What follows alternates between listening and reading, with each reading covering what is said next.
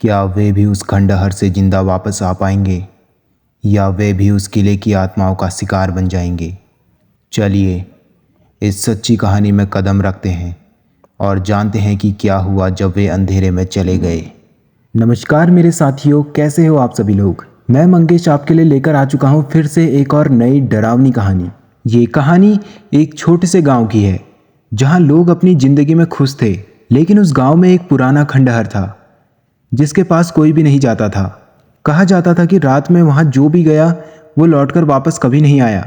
आज हम उसी खंडहर की कहानी सुनेंगे जो सच्ची घटनाओं पर आधारित है। गांव का नाम था भीमपुर, जहां सब कुछ सामान्य था, लेकिन गांव के बाहरी किनारे पर एक पुराना किला था जिसे लोग खौफनाक किला कहते थे। ये किला सालों से वीराना पड़ा था। कहते थे कि पहले यहाँ एक राजा रहता था जिसने अपने दुश्मनों को मारने के लिए किला बनवाया था। उसके बाद वहाँ अजीब घटनाएं होने लगी। कई लोग वहाँ से लापता हो गए और गांव वालों ने वहाँ जाने से मना कर दिया। गांव भीमपुर में 4 दोस्तों राज, मोहन, सुमित और काव्या ने मिलकर एक साहसिक योजना बनाई। उन्हें गांव के खौफनाक किले की सच्चाई जाननी थी। किला जिसे लोग वर्षों से डर की वजह से भूल चुके थे, वहाँ की अंधेरी कहानियों का केंद्र बना हुआ था। भीमपुर के बुजुर्गों से सुनकर चारों दोस्तों ने किले के बारे में कई भूतिया कहानियाँ सुनी थी। किला उस समय का था जब गांव में एक क्रूर राजा राज करता था। कहा जाता था कि उसने अपने दुश्मनों को किले के नीचे कैद किया था और उनकी आत्माएं आज भी वहां भटकती है। एक रात जब राज और मोहन ने गांव के चौराहे पर चाय पी रहे बुजुर्गों की बात सुनी तो एक बूढ़े व्यक्ति ने कहा, जो भी वहां गया वो लौटकर नहीं आया। ये सुनकर राज ने कहा, हमें वहां जाना चाहिए और सच्चाई जाननी चाहिए। बाकी दोस्त थोड़े डरे हुए थे, लेकिन अंततः सभी ने सहमति दे दी। एक रात चारों दोस्त किले की ओर चल पड़े। चांद की रोशनी में किला और भी डरावना लग रहा था। किले के पास पहुंचते ही उन्हें ठंडी हवा का झोंका लगा। सभी ने एक दूसरे को देखा और डरते हुए आगे बढ़े। किले का दरवाज़ा जर्जर था, जैसे वर्षों से किसी ने उसे नहीं खोला हो। राज ने दरवाज़ा खोला और अंदर एक अंधेरा, डरावना वातावरण ने उनका स्वागत किया। अंधेरे में दीवारों पर अजीब चित्र बने हुए थे जो वहाँ के इतिहास की गवाही दे रहे थे। किले के अंदर जाने पर उन्हें एक पुरानी किताब मिली। किताब में लिखा था कि जो कोई भी किले में प्रवेश करेगा वो राजा की शक्ति के खिलाफ जाएगा। जैसे जैसे वे किले के अंदर गए, अंधेरे में से अजीब आवाज़ें सुनाई देने लगी। अचानक काव्या ने कहा, क्या तुमने वो आवाज़ सुनी? राज ने कहा, हाँ, मुझे भी ऐसा लगता है कि जैसे कोई हमें देख रहा है। लेकिन काव्या, जो हमेशा से जिज्ञासु थी, आगे बढ़ती गई। एक कमरे में उन्होंने एक तस्वीर देखी। तस्वीर में राजा खड़ा था और उसके चारों ओर कई लोग थे। अचानक उस तस्वीर से एक तेज आवाज़ आई। सब लोग चौंक गए। तभी काव्या ने एक अंधेरे कमरे की ओर बढ़ने का फैसला किया। बाकी दोस्त उसे रोकने की कोशिश कर रहे थे, लेकिन वो सुनने के लिए तैयार नहीं थी।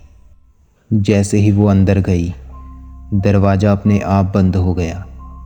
राज, मोहन और सुमित ने दरवाजे को खटखटाया, लेकिन वो नहीं खुला। काव्या की चीख सुनाई दी और अचानक सब कुछ शांत हो गया।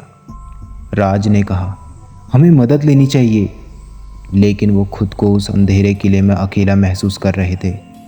राज, मोहन और सुमित ने हिम्मत जुटाई और एक और दरवाजे से गुजरे। वहाँ उन्हें कई पुरानी चीज़ें मिली, जैसे कि टूटे फूटे बर्तन और पुरानी किताबें। एक किताब में उन्हें एक मंत्र मिला जो राजा की आत्मा को शांति देने के लिए लिखा था। उन्होंने फैसला किया कि उन्हें काव्या को खोजने के लिए मंत्र का उपयोग करना चाहिए।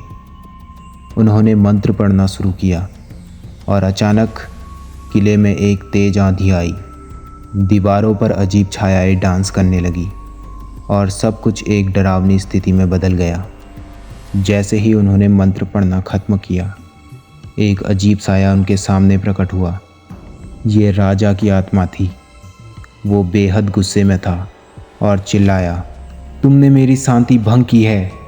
सब दोस्तों ने डर के मारे एक दूसरे का हाथ पकड़ा। राज ने कहा, हम काव्या को बचाना चाहते हैं, हमें बताओ कि हमें क्या करना होगा। राजा ने कहा, तुम्हें मेरी शक्ति को वापस लाना होगा, तभी मैं काव्या को मुक्त करूंगा। राजा ने उन्हें बताया कि उन्हें एक विशेष सामग्री इकट्ठा करनी होगी जो किले के चारों कोने में रखी हुई थी। दोस्तों ने तेजी से काम किया। उन्होंने किले के चारों कोने से वस्तुएं इकट्ठा की और उन्हें एक जगह पर रखा। जब वे सब कुछ इकट्ठा कर चुके थे तो उन्होंने फिर से मंत्र पढ़ा। अचानक काव्या का स्वर सुनाई दिया, मुझे यहाँ से बाहर निकालो। वे सब उसके लिए जोर से चिल्लाए और अंत में एक तेज रोशनी से काव्या बाहर आई। काव्या ने कहा, मैंने वहाँ जो देखा वो बहुत डरावना था। वहाँ की आत्माएं मुझे पकड़ने की कोशिश कर रही थी। राजा की आत्मा ने कहा, अब तुम मेरी शक्ति को लौटा चुके हो, मैं तुम्हें शांति प्रदान करता हूँ। उसके बाद राजा की आत्मा धीरे धीरे गायब हो गई। किले में सब कुछ शांत हो गया। दोस्तों ने किले से बाहर निकलने का निर्णय लिया और गांव लौट आए। गांव लौटकर उन्होंने सभी को अपनी कहानी सुनाई। गांव वाले डर गए, लेकिन वे समझ गए कि किले में अब कोई खतरनाक बात नहीं थी। सबने मिलकर किले की सफाई करने का फैसला किया और उसे एक स्मारक में बदल दिया। दोस्तों, ये थी एक डरावनी कहानी जो सच्ची घटना पर आधारित थी। कभी कभी हमें डर से ज़्यादा अपने साहस पर विश्वास करना चाहिए। अगर आपको ये कहानी पसंद आई तो कृपया लाइक और सब्सक्राइब करना ना भूलें। मिलते हैं फिर किसी नई रोमांचक कहानी के साथ। धन्यवाद।